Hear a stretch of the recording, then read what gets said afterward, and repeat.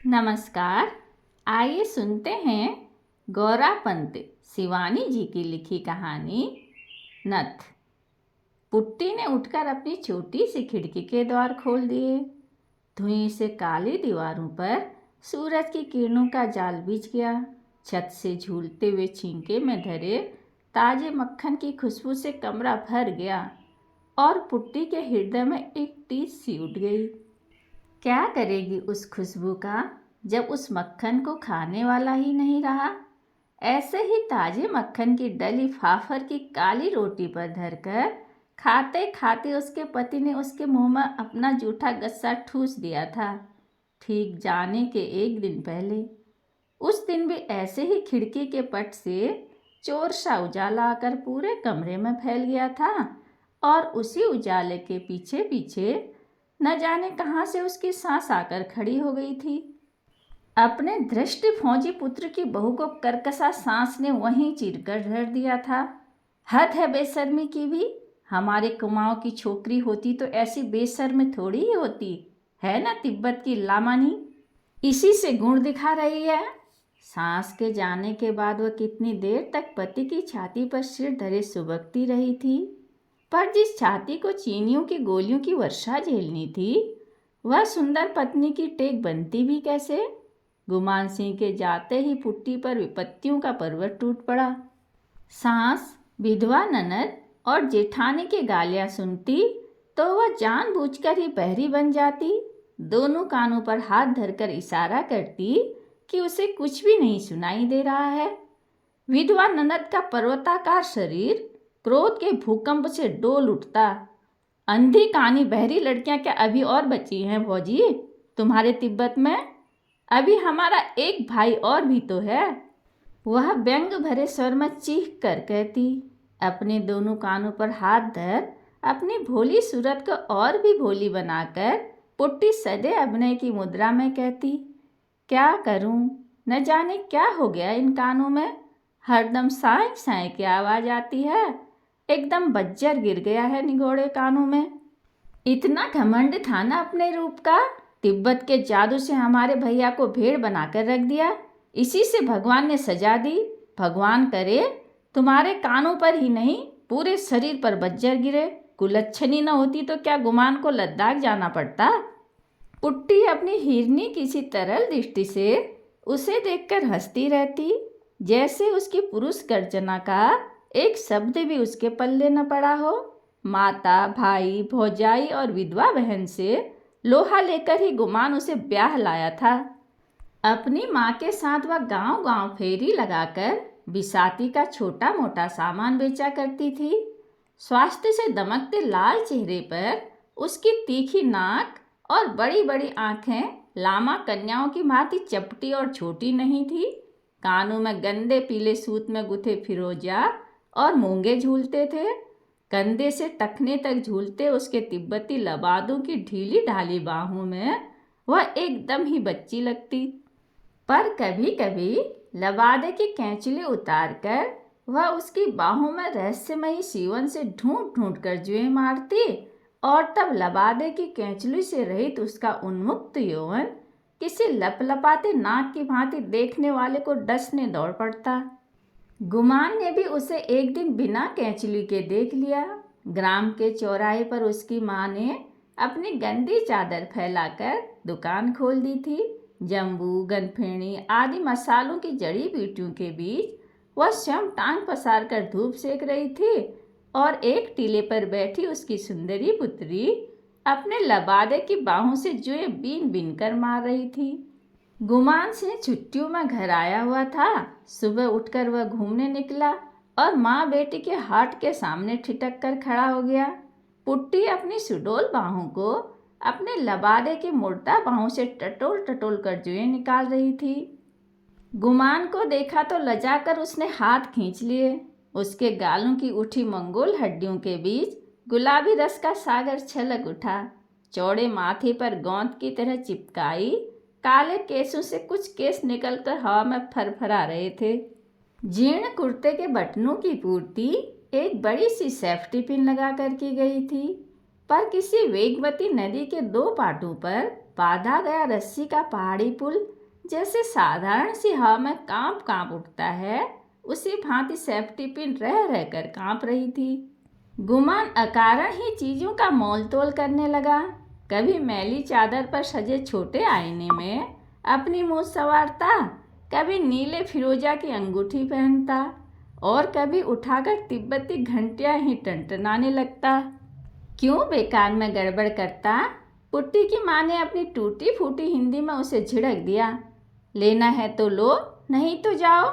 उसकी युवा पुत्री के आते ही ग्राम के मंचलों की भीड़ जम जाना नित्य का नियम था, पर वह बड़ी खूंखार और रूखी औरत थी।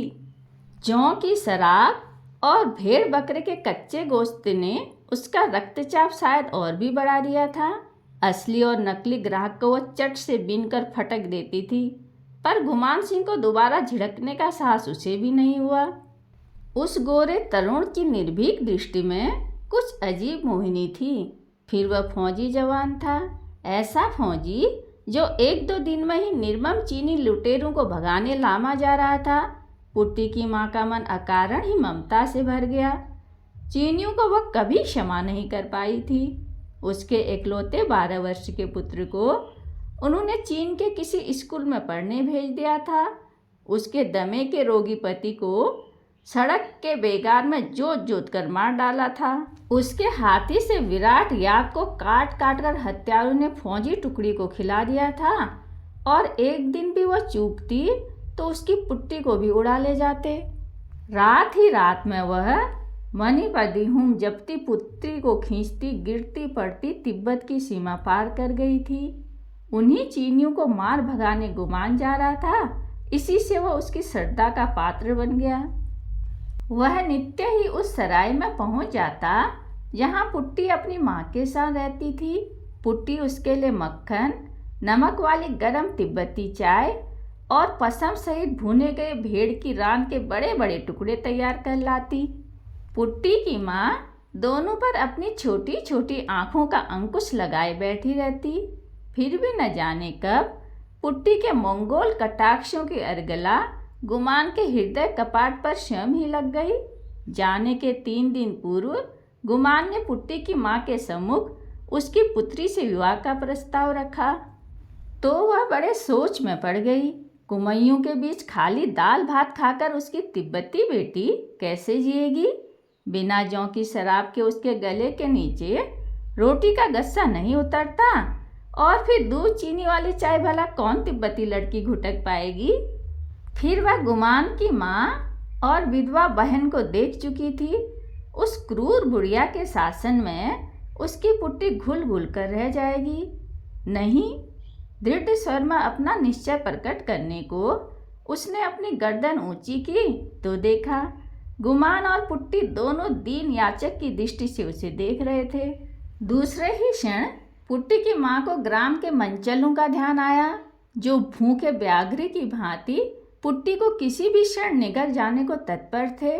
उसने अपनी सहमति दे दी, पर अभी गुमान को अपनी माँ, बहन और बिरादरी से मोर्चा लेना था। माँ ने पहाड़ से कूद जाने की धमकी दी। बहन ने कहा वह फांसी लगा लेगी, पर तिब्बत की सुंदरी कन्या को लाकर जब गुमान 5 पंचों के सामने सीना तान कर खड़ा हो गया तो पंच भी सहम गए। पुट्टी के सात्विक सौंदर्य ने धर्म, जाति और रूढ़ियों की उलझी गांठें क्षण भर में सुलझा कर रख दी। दूसरे ग्राम से पंडित बुलाकर गुमान के युवा मित्रों ने फेरे फिरा दिए और कुछ याकूत, फिरोजे, चांदी की 3-4 दंत खुदनियाँ और 4 बकरियों के दहेज के साथ जोर जोर से रोकर पुट्टी की माँ ने उसे सराय से ससुराल के लिए विदा किया। न जाने कितनी गालियों से सास ने उसका वरण किया। जिठानी और ननद उसके विचित्र लबादे का मजाक उड़ाती, जोर जोर से हंस रही थी, किंतु उस बदसूरत लबादे के भीतर जगमगाते रत्न को एक ही व्यक्ति ने पहचाना, और वह था गुमान। वह जितना भी अपनी भोली विचित्र पत्नी को देखता, उतना ही उसके सौंदर्य में डूबता चला जाता। पुट्टी बहुत कम बोलती और बोलने और हंसने में उसके गालों की ऊंची हड्डियां और भी ऊंची उठ जाती थी। गुमान का कमरा बेहद छोटा और अंधेरा था। एक कोने में ताजे खोदे गए मिट्टी से सने आलू का ढेर लगा था। दूसरी ओर 2 टूटे हल दीवार से टंगे थे, जिस पर उसकी खाकी वर्दियां टंगी थी। काली दीवार पर एक बड़ा सा आईना टंगा था, जिसे गुमान मद्रास से खरीद कर लाया था। उसी आईने में युगल प्रेमियों ने एक साथ अपना चेहरा देखा तो दिन भर की कड़वाहट धुल गई। रात को गुमान अपनी पत्नी के लिए कमरे में ही खाना ले आया तो वह कट कर रह गई। बार बार अपनी गर्दन हिलाकर कमरे में खाने की व्यवस्था पर असंतोष प्रकट किया। टूटी फूटी पहाड़ी में अपनी लज्जा व्यक्त करने की चेष्टा की, किंतु वह जिधर गर्दन फेरती वहीं उसका सजीला पति उसके मुंह में गस्सा ठूस देता। पुट्टी अपनी ढीली ढाली बाहों में मुंह ढांकने की चेष्टा कर अपनी तिब्बती भाषा में न जाने क्या बुदबुदाती और गुमान उसकी विचित्र बड़बड़ाहट को दोहराता तो वह खिलखिला उठती। गुमान होठों पर उंगली रखकर उसे इशारे से समझाता, धीरे हंसो, बगल वाले कमरे में अम्मा लेटी है। पुट्टी उसके गूंगे आदेश को चट समझ लेती। दोनों नंदनवन के उस शीतल वृक्षों की स्वर्गिक छाया में थे, जहाँ भाषा का कोई बंधन नहीं रहता। वहाँ केवल एक ही भाषा ग्राह्य है और वह है हृदय की। दूसरे दिन वह सांस के पीछे पीछे छाया की सी घूमती रही, पर वह एक शब्द भी न बोली। ननद के साथ वह बर्तन मलवाने बैठी तो ननद ने उसकी ओर देखकर पच्ची से थूक दिया। पुट्टी की आंखों में आंसू छलक आए। अभी तो उसका पति यहीं था, उसके जाने पर उसकी कैसी दुर्गति होगी। दूसरे दिन उसकी माँ उससे मिलने आई। पुत्री के कुमलाए चेहरे को देखकर उसका जी भर आया। अपनी भाषा में फुसफुसाकर उसने पुट्टी के हृदय का भेद लेने की बड़ी चेष्टा की, पर पुट्टी सिर झुकाए खड़ी रही, कुछ नहीं बोली। उसके पीछे खड़ी उसकी सास और ननद आग्नेय दृष्टि से उसकी माँ को देख रही थी। किसी ने उससे बैठने को भी नहीं कहा। तब गुमान अपने मित्रों की टोली के साथ शिकार खेलने गया हुआ था। लौटने पर उसकी माँ के अपमान की बात पुट्टी ने अपने तक सीमित रखी। इसी बीच गुमान सिंह के जाने का दिन आ गया। जाने के कुछ घंटे पहले उसने अपनी खाकी कुर्ते में लपेटा गया एक रहस्यमय उपहार पुट्टी को थमा दिया। पुट्टी, इसमें तेरी पसंद की एक चीज़ लाया हूँ, पर अभी मत खोलना, समझी? और अकेले में देखकर उसे आलू के ढेर के नीचे गाड़ कर रख देना। पुट्टी डबडबाई आंखों से पति के हंसमुख चेहरे को देखती रही। कहती भी क्या? अपने हृदय की व्यथा को वह अपनी ही तिब्बती भाषा में ठीक से व्यक्त कर सकती थी, और उस भाषा के दुरूह शब्द उसका पति कैसे समझता? पतली मूछों के नीचे पति की मीठी हंसी के सपने देखती बेचारी आलू के ढेर पर सिसकती रही। एकाएक उसे पति के शब्द याद आए, इसे अकेले में देखना पुट्टी। हाथ की बादामी थैली को वो भूल ही गई थी। क्या लाया होगा गुमान? कांपते हाथों से उसने पोटली खोली और चौंक कर पीछे हट गई। पोटली से यदि काला नाग भी फन उठाए निकल आता तो भी वह शायद इतना नहीं चौंकती। पोटली से उसके पीले गोल चेहरे की परिधि से भी बड़ी पीले चोखे सोने की नथ छक छक दमक उठी। लाल सफ़ेद और हरे कुंदन का जड़ाव लोलक उसके हाथ का स्पर्श पाकर घड़ी के पेंडुलम सा डोल उठा। सहसा उसकी आंखें पति के प्रति कृतज्ञता से डबडबा आई। एक दिन उसने ग्राम के प्रधान की बहू की नई नथ देखकर पति से आलू के इसी ढेर पर बैठकर एक नथ की फरमाइश की थी। हाथ के इशारे से ही उसने अपनी छोटी सुगर नासिका के इर्द गिर्द उंगली से घेरा खींच खींच कर भूमिका बांधी थी। पहले गुमान समझा नहीं था और फिर कैसे ठठा कर हंसा था। आज उसी आलू के ढेर पर नथ झक झक कर रही थी, पर उसे पहनकर बैठेगी तो देखेगा कौन? टप टप कर उसकी आंखों से आंसू गिरने लगे। न जाने कब उसकी माँ आकर चुपचाप उसके पीछे खड़ी हो गई थी। सास और ननद गुमान को छोड़ने बस स्टैंड गई थी। पुट्टी की माँ शायद बाजार करने जा रही थी। माथे पर पोटली की गांठ बंधी थी। दामाद से वह कल ही मिली थी। सुबह से ही पुट्टी के लिए उसका मन न जाने क्यों व्याकुल हो उठा था। सूजी सूजी आंखों से माँ को निहार कर पुट्टी ने इशारे से नथ दिखाई। पोटली को नीचे उतार कर माँ पुत्री के निकट खिसक आई। नथ हाथ में उठाई तो उसकी आंखें आश्चर्य से फट पड़ी। बाप रे बाप, कम से कम 6 तोले की है पुट्टी। इतना रुपया तेरे आदमी के पास कहाँ से आया? क्या पता माँ, कह गए हैं अम्मा से बचाकर जमीन में गाड़ देना। पुट्टी की माँ की आंखों में समधिन के प्रति घृणा उभर आई। ठीक ही तो कह गया, चुड़ैल अपनी बेटियों को दे देगी। ला ला, जल्दी से कुछ ला, गाड़ कर रख दूंगी, नहीं तो फिर बुढ़िया आ जाएगी। पर एक बार पहन तो बेटा, मैं भी तो देखूं, ऐसी नथ और तेरा ऐसा रूप। एक बार तो देख जाता भागा। सुंदरी पुत्री के सौम्य चेहरे पर नथ की शोभा देखकर उसकी आंखें भर आई। दलिया में धरे टूटे दर्पण को निकालकर पुट्टी ने चटपट अपना चेहरा देखा तो लाज से लाल पड़ गई। छी, कहीं भी अच्छी नहीं लग रही हूँ। ऐसा कहकर वह माँ से अपने सौंदर्य की स्तुति बार बार सुनना चाह रही थी। तू अच्छी नहीं लग रही है तो कौन अच्छी लगेगी? तेरी खुशट सांस। अच्छा ला, उतार नथ, मैं चट से गाड़ दूँ। ऐसी चीज़ क्या बार बार बनती है? जब तक पुट्टी की सास और ननद लौटी, माँ बेटी ने 2 हाथ गहरा गड्ढा खोदकर नथ को गाड़ दिया था। नथ का इतिहास माँ बेटी तक ही सीमित रह गया। फिर धीरे धीरे युद्ध की दारुण विभीषिका में पुट्टी भटक कर रह गई। भांति भांति के भयावह समाचार सुनकर वह तड़प कर रह जाती। कभी सुनती कुमाऊं के असंख्य वीर जवानों के पावन रक्त के अबीर में नेफा और लद्दाख के वन वनांत रंग गए हैं। कभी सुनती नृशंस चीनी हत्यारों ने चारों ओर से घेरकर कुमाऊं रेजिमेंट की एक पूरी टुकड़ी को मोटार और तोपों से भून दिया है। भूखी प्यासी वह कभी स्कूल के हेडमास्टर के रेडियो से कान सटाकर बैठ जाती, कभी बिलक बिलक कर रोने लगती। हिंदी वह ठीक से समझ नहीं पाती थी और ठीक से न समझे जाने पर युद्ध के भयावह समाचार उसे और भी भयानक लगते। सांस दिन भर बड़बड़ाती, कुलच्छनी रो रो कर कैसा सुगन कर रही है। बहुत दिनों तक गुमान की कोई चिट्ठी नहीं आई और फिर एक दिन एक तार आया। कुमाऊं रेजिमेंट का गुमान सिंह दुश्मन की गोलियां झेलता हुआ आखिरी दम तक अपनी चौकी पर डटा रहा।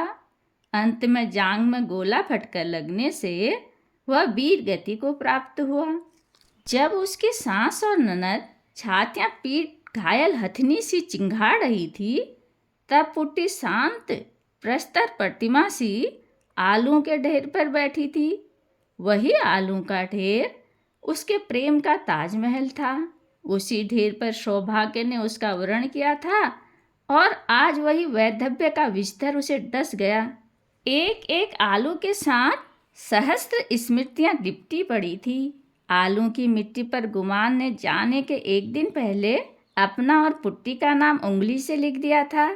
नाम के उसी घेरे को पुट्टी एकटक देख रही थी। पुट्टी की माँ बिलखती आई पर पुट्टी को देखकर स्तब्ध रह गई।